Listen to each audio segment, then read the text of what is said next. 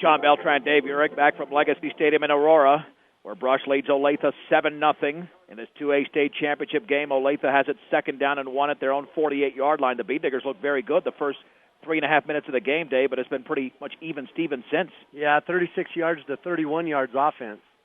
On 2nd and 1, there's the give on the counter right side, a short gain, but it looks like a first down to the 50-yard line for Willie Corey.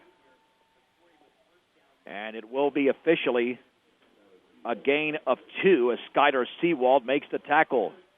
They brought him all the way around from the left side in that double wing sort of motion where the kid runs all the way back around Pyatt, the fullback. He had a lot of blockers out there in front of him, but the Diggers did a good job. Even though they got the first down, they did a good job of shutting that down, and that's got to cause a little bit of stress there for Olathe. Trips to the left, 1st and 10 at the Beat Digger 49-yard line. Corey is in motion, and there's the give right up the middle to Pyatt. Breaks out of a tackle, and he dives inside the 45 to the 44 as Connor Weiser made the play, but an effective gain of 5 yards for Kyle Pyatt. Yeah, he's just breaking tackles. He's so strong, and like we said, he's such a physical kid. He's just not the kind of guy that's just going to go down with one hit. The Diggers are going to have to wrap him up. Like a good neighbor, State Farm agent Greg Mullen is there. Let Greg Mullen work with you to get the discount you desire and the coverage you need. State Farm agent Greg Mullen. 2nd down and 5 for the Beat Digger 44-yard line. Shotgun formation for Wallert, and he's going to keep it himself. Now pitch it last second to Zach Cosper, and he's got nothing. Eric Garcia was right there to tackle him at the 43.5-yard line. The Beat Diggers read that well. Shea Hansen also around the football to make the play. Well, they tried to get the Diggers to bite on that same kind of run that Pyatt had before. So they handed him the ball, let him run left, and then they tried to run option back over to the right. But like you said, the Diggers were right there to make the tackle on Wallert. He made a big pitch there into the backfield to Cosper, but Garcia did a good job of fighting off his block out there. He fought that stock block off and came up and made the tackle. And got about half a yard. 3rd and 4 from the Beat Digger 43. 7-0 Brush. Wallert will hand it off. First down for Pyatt off right tackle inside the 40 to the 35. He gains 8 yards in the play before the Beat Diggers, several Beat Diggers make the tackle, including C.J. Kukas. Boy, this is a heck of a drive that Olathe is putting together right now and not doing anything fancy. They're just giving the ball to Pyatt, letting him run in between the tackles, just like the Diggers have done throughout the year with Seawald and Weiser. Approaching the 10-minute mark of the second quarter in this 2010 Class 2A state championship game. The Beat Diggers scored on a 3-yard run by Connor Weiser. Olathe now at the 36-yard line of Brush. 2 receivers split each side. Shotgun formation for Wallert. In motion to the right is Cosper. Wallert still awaiting the snap.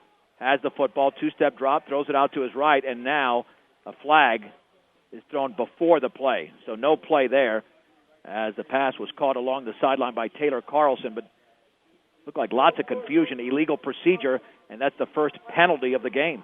Yeah, they had 2 wideouts here on the near side, and the inside guy, the slot, he was moving as they were bringing their other slot across the field in motion. So the Diggers pointed that out, and the near official was glad to throw the flag. 1st and 15 for Olathe at the Beat Digger 41-yard line. I'm John Beltran with Dave Urick. Glad you could be with us for this 2A state championship game on 1010 as well as KSRYard.com. The Beat Diggers lead 7-0. On 1st down and 15 from the Olathe, from the Beat Digger 41. There's the give, and a big hole for Pyatt. Breaks a tackle, still on his feet, inside the 35 to the 32. He got a lot of that yardage back, and Pyatt is going to pick up 9 yards. Looked like Shea Hansen was one of the Beat Diggers in on the tackle. 2nd down and 6 to go for Olathe. So Pyatt's got 51 yards now on 7 carries. His last 5 carries have gone for 11, 9, 6, 8, and 9. Well, this guy is a stud, undoubtedly. 2nd down and 6 to go from the Beat Digger 32-yard line. Wallert's with a hard count. Will hand it off to Pyatt running right, and he tries to snap out of a tackle, but it's not going to happen. The Beat Diggers throw him back. Several Beat Diggers in on that play. Looked like Gaston Fernandez made a big hit, but grabbing him around the ankles was Skyler Seawald, and that's what created the stoppage. Yeah, they wrapped him up that time. Several times he's run over us a little bit, and we haven't wrapped up and held on. That time we held on, and by the time, Pyatt was regaining his balance and trying to break out of the tackle, there was more Beat Diggers piling on. third down. And we'll call it 6 to go at the Beet Digger 32-yard line with 8:10 to go in the opening half. Wallard, play action, looking to throw to his left. The pass is caught underneath. First down inside the 15 to the 10 and down to the 7. Wide open was Kyle Pyatt. He did the damage. It's a gain of 25 before the tackle was made along the sideline by Trevor Blake. So they're 1 for 4 now in passing, but Pyatt's dropped 2 passes already.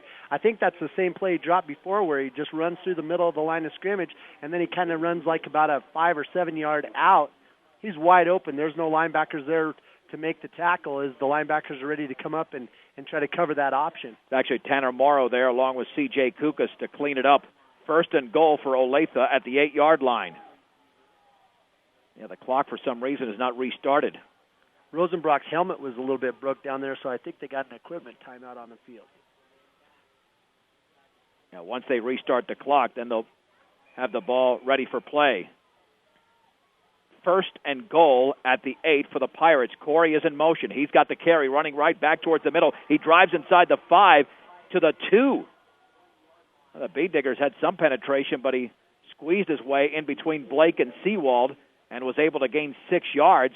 Second down and goal from the 2-yard line, and this will be the 11th play of the drive. Olathe is doing what Brush likes to do. You bet, just smash-mouth football. They're going to the point of attack and just shoving the ball down our throat. You know, the Diggers are a little bit on roller skates there defensively. The Pirates are looking for the equalizer. Second down and goal for the 2. Corey in motion, has the handoff right side, drives for the end zone. He is in. A 2-yard touchdown for Willie Corey. Olathe is to within 1. It's 7-6. Well, I know they got a good kicker. In pregame, I was watching their kicker, number 55, Miguel Ramirez. He had the ball on about the 35-yard line. They were holding it there for him, and he was still kicking it back there close to where the high jump pit is, so he can really kick it well. Looks like they're setting up the swinging gate. And now we have Ramirez setting up for the extra point after the 2-yard touchdown run by Willie Corey. The holder is Ben Kaler. Snap is high, the kick is up, and that kick is good. 7:24 to go, second quarter. Olathe 7, Brush 7 on 1010 KSIR and KSIR.com.